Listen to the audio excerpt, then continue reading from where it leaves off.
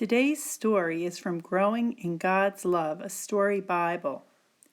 It's the story of David and Goliath. When Saul was king over God's people, they were fighting the Philistines.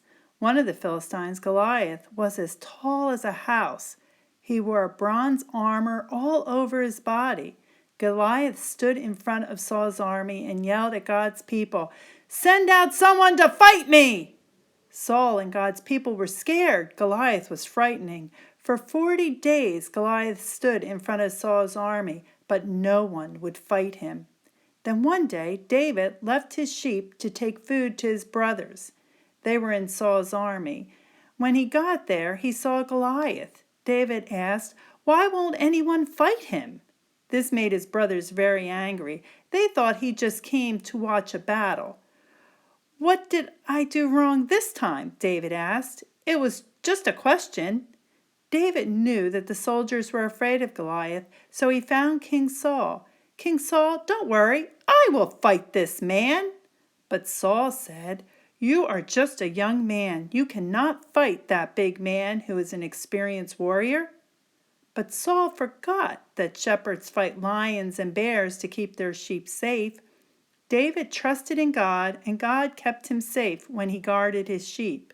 He was sure that God would keep him safe now. David picked up 5 stones for his slingshot. 1, 2, 3, 4, 5. When David walked out, Goliath laughed. "Ha ha ha ha! He wanted to fight a man, not a youth." But David knew he could win because God was with him.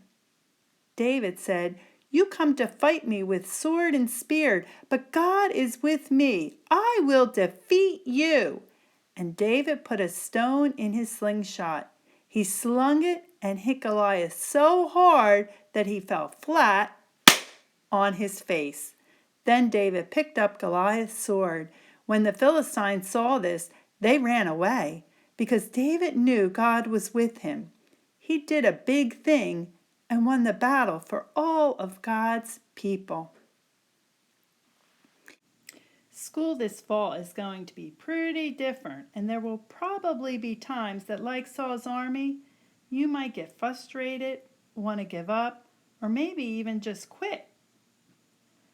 But take out the rock that is in your Student Faith Survival Kit and remember that with God all things are possible. God is with you just as God was with David.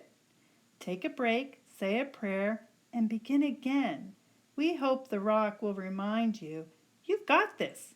You are never alone.